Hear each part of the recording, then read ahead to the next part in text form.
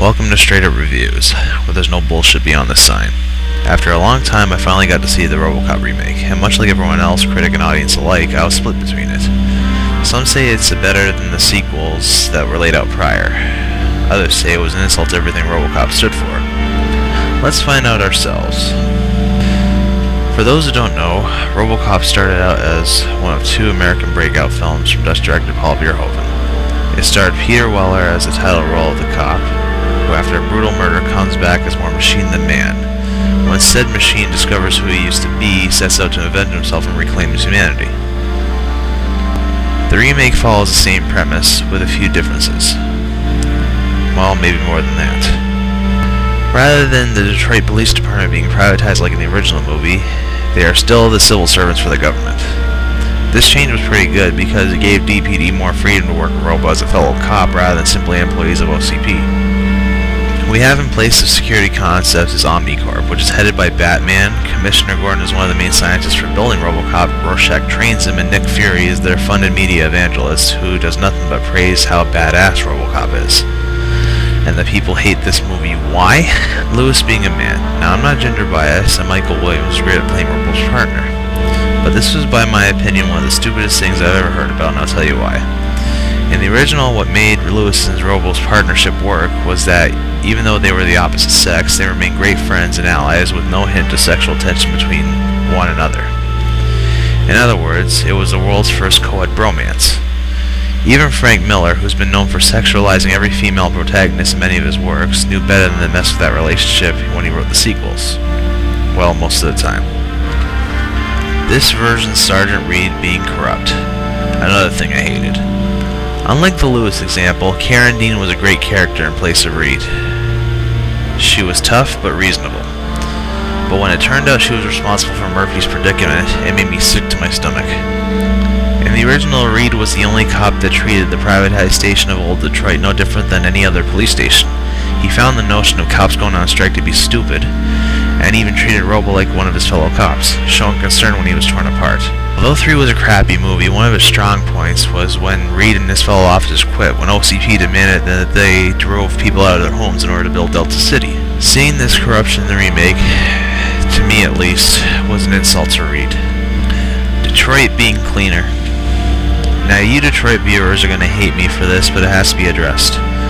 One of Robocop's strong points was that Detroit, Michigan, or Old Detroit in the movie's continuity, was considered a hellhole. The streets were overridden with crime, the cops were next to helpless, and the company that pays them plans on tearing it down to replace it with Delta City.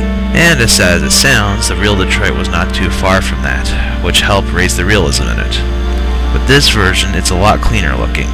Very few criminals around, save for the guy that tried to off Murphy and the crooked cops in Omnicorp. However, with that said, why was Robocop, and to an extent the robotic authority figures that Omnicorp has been pushing since the beginning of the movie, necessary? If anything, they made Robocop too good at his job, and he was simply built to round up stragglers.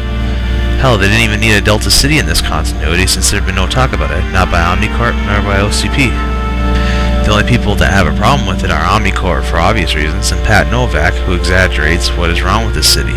The satire. Another strong point in the original movie, aside from the story and action, is the satire. The first movie went as far as putting news and commercial breaks between scenes to coincide with the future it was supposed to take place in. The news segments show the world practically going to hell in a humorously stoic fashion, while the commercials were meant to exaggerate how needed material possessions they advertised were, such as Yamaha being one of the top companies for advertising the artificial heart. If it gets to that point in the real future, I think my heart should be a Hemi.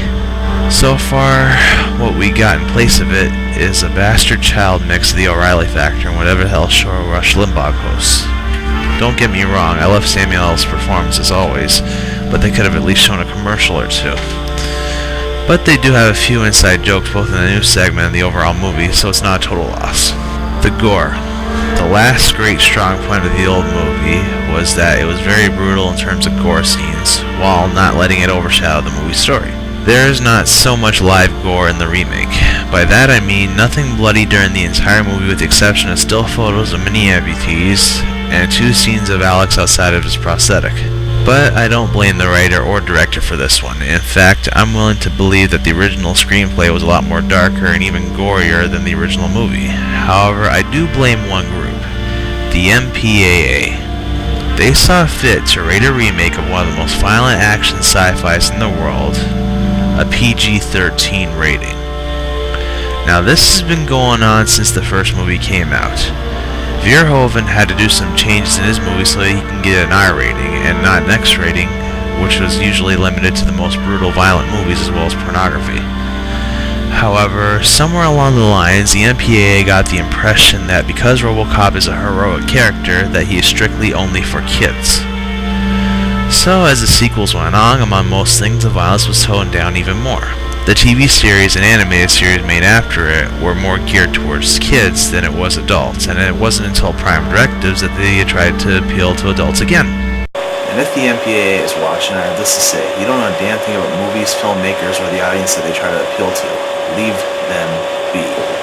And finally, Robocop himself. The original Alex Murphy was portrayed as a nice guy with a good reputation as both a family man and considered one of the top cops in Michigan, though he never really had a chance to show it before his death scene. This was intentionally like that because it was meant to portray him as humble and in turn make his death scene more tragic to watch. Even after being rebuilt, he still maintained some character traits, such as lack of swearing. I'm dead serious. Not once until the remake has Murphy nor Robocop even swore in the R-rated version of the film. This one, however, even in a PG-13 setting, swears like a truck driver and is more of a cowboy cop than portrayed in the original. And that's only Murphy's side. The Robocop side, on the other hand, also changed. First of all, he has interchangeable suits. The first being more like the original movie version, while the second is the infamous black suit that people complain about. I'd agree, but the color was Batman's idea, so I'll let that one pass. However, there were a lot of faults too. For one, the suit from the get-go tells you what is intact. In the original, there were only vague hints of what part was Murphy's organics and what part was cybernetic. This was meant to give the impression that Murphy was trapped in a man-made prison of metal and mechanics. The remake, on the other hand, showed exactly what parts are the real Murphy: his head, his heart, and his lungs, and his hand. The latter of which was an obvious in-joke based on the original's building scene where they argue whether or not they should lose the remaining arm. There was also the matter of his speed. In the original, Robo was slow in terms of mobility. However, this made him more intimidating because his lack of speed was made up for in his strength and determination. The remake changed him into a lightning bruiser, and while it's cool to see him keep up, it kinda ruins the whole Mighty Glacier effect. The other thing that was changed was his family's involvement. In the original, Alex's wife and son were unaware of his transformation, at least until the second movie. However, rather than let them see him the way he was, he denied his humanity so they could move on. Here, on the other hand, not only do they know his wife was the one who signed the consent to build him instead of him being under contract with LCP, since Detroit police isn't privatized like the original. The upside is that it shows his family support of him no matter what. The last part in this one I'm split between is Alex Murphy being aware from the get-go that he is Robocop. Now, I like where they are going with this because it doesn't really conflict with the original Robocop. One thing I often like is reading between the lines. In the original, while they were building him, they said they would blank his memory. So we never know what goes on or how much time has passed between his building and his unveiling. For all we know, the events of this movie could have happened in the original and he simply didn't remember it. However, what I didn't like about it was the pacing, but they made up for it by him not remembering his murder until he saw it in the criminal records that were uploaded. And in turn, it showed why it was necessary to wipe his emotions, giving origin to the original stoic part of Robo. As for the actor's performance, since this was the first movie I ever seen Joel Kinnaman in, I got nothing to compare it to. I can tell you this: he's no Peter Weller, but he's good at working what he was given. And he is not ignorant to the other movies, as he takes most of his cues from them, from all his movements to his catchphrases. Overall, it's not a great Robocop film, but it's not so bad either. It's fun to watch, and if they plan on sequeling, I can't wait to see it. As usual, debate, argue, and let me know what I missed. Stay tuned for more.